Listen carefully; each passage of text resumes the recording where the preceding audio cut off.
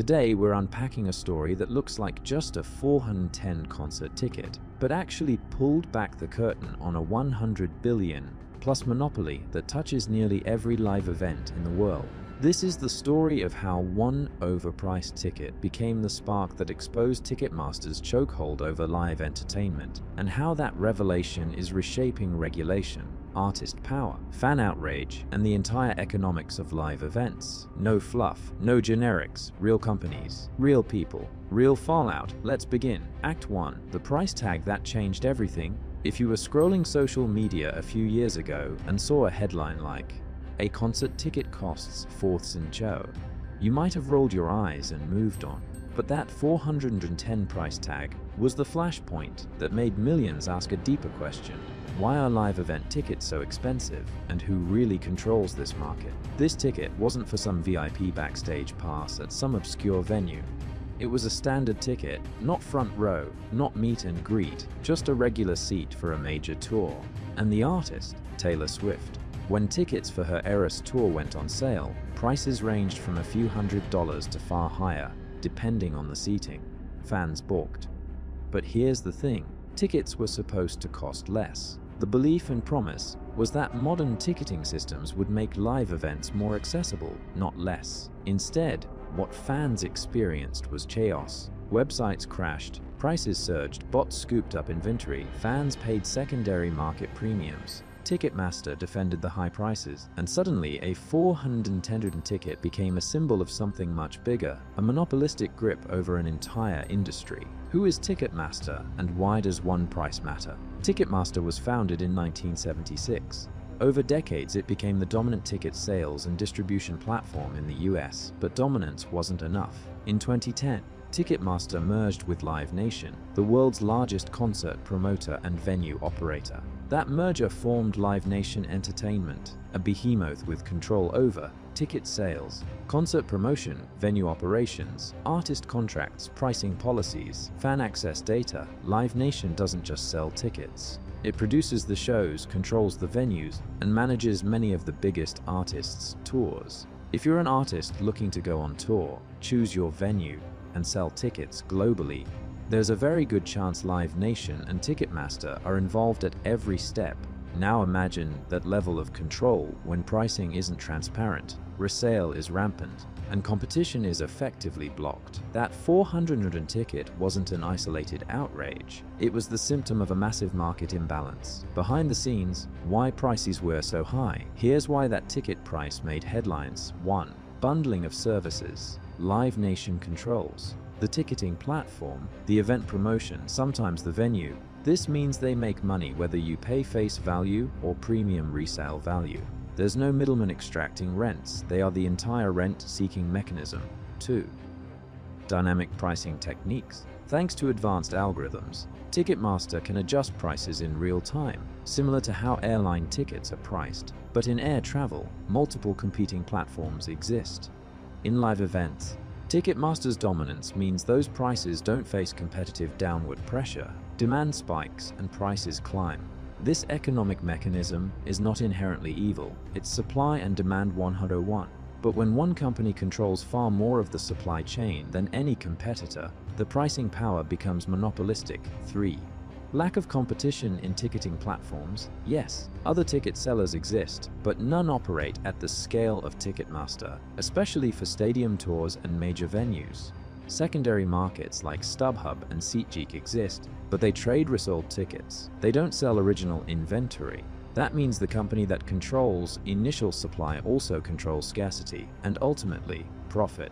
4. Fees that add up fast. The sticker price is only part of the cost. Service fees, processing fees, facility charges, delivery fees, and sometimes order handling, fees that feel arbitrary. The 400 ticket can quickly become 500 or more by the time checkout ends. And because fans usually have no alternative to purchase official tickets, there's no competitive price moderation. The backlash, public, political, and artistic, the outrage over the high ticket prices didn't stay on Twitter.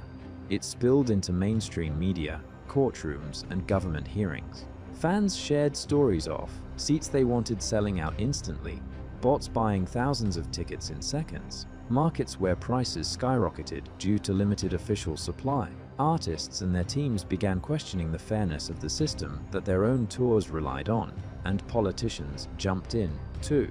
US senators held hearings where executives from Live Nation Entertainment were called to testify about pricing, ticket availability, bot usage, and antitrust concerns. The narrative shifted. It wasn't just fans complaining, it was a structural problem with the market.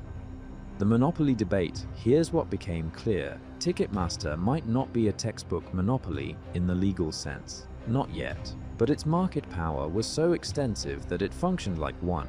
Why? Because it controlled the majority of ticket sales for major events. It owned or influenced a huge share of venues. It controlled promotional channels. It had exclusive deals with top promoters and artists. In many markets, a monopoly exists when one entity controls enough market share that competitors can't meaningfully challenge it. That's exactly the concern here. Artists complained that they felt trapped. If they wanted stadium tours, major venues, and big revenue, they had to work with Live Nation and Ticketmaster. That's not a free market. That's market dominance. Alternatives were emerging, but too slowly. After the backlash, competitors like SeatGeek, Eventbrite, and AXS gained more attention. Some artists even experimented with selling directly to fans through their own platforms or unique launch strategies. But here's the rubs. None of these platforms matched Ticketmaster's scale for global tours, stadium capacities, built-in user bases, integrated payment systems, promotional reach. Fans still bought millions of tickets through Ticketmaster because that's where the inventory was. In many ways, the ecosystem favored the incumbent, no matter how unpopular it had become. The 100 billion impact. What it really means. So where does the 100 billion figure come from? We're not talking about one company's revenue. We're talking about the value of the live events ecosystem that Ticketmaster and Live Nation operate within.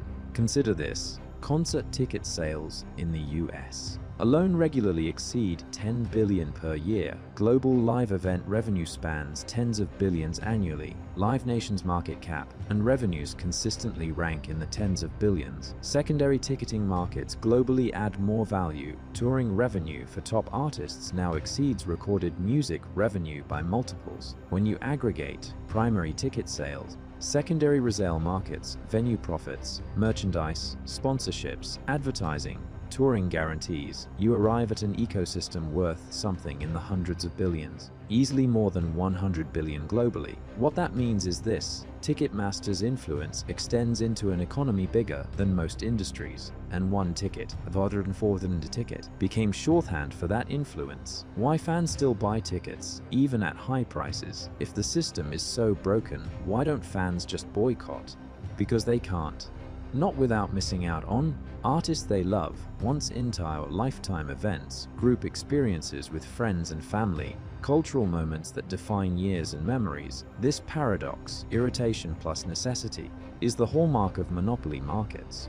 Think of it like this: you don't want to pay sky-high cable bills. You don't want to pay premium prices for mobile data.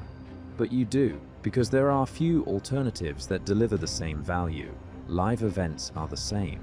You can choose less expensive entertainment, but you can't easily replicate the live concert experience. What's changing and what is still broken? In the wake of the ticketing backlash, 1.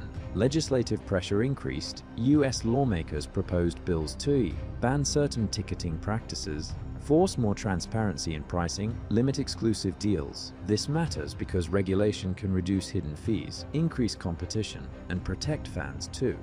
Artists got more voice. Some artists started selling tickets through alternative channels, reserved fan presales, or blockchain-based allocations. Still early, but important. 3.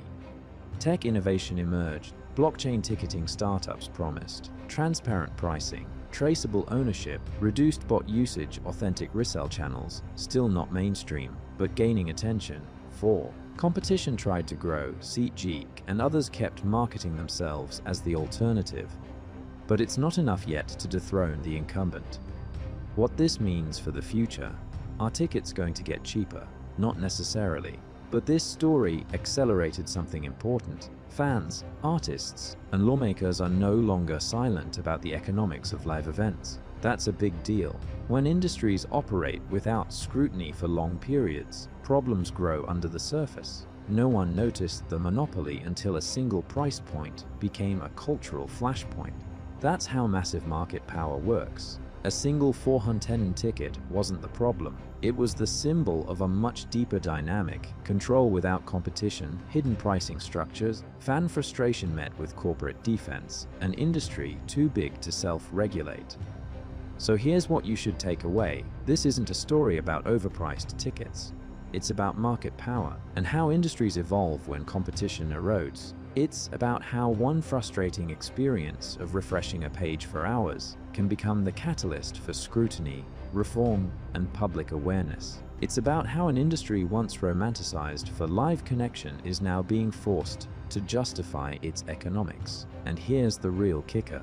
If one company can shape the economics of live events worth over 100 billion across the globe, it can shape prices, access, and experiences for millions. That's why this story matters, not just to fans of one artist, but to anyone who has ever paid a fee, refreshed a page, and wondered whether something fair was happening behind the scenes. The next time you see a ticket price that seems absurd, ask yourself, is this a reflection of true value or a symptom of a deeper market imbalance?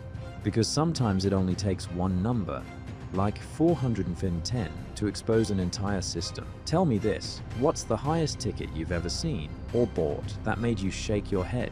Drop it in the comments, because the discussion isn't just about economics, it's about the future of live entertainment itself.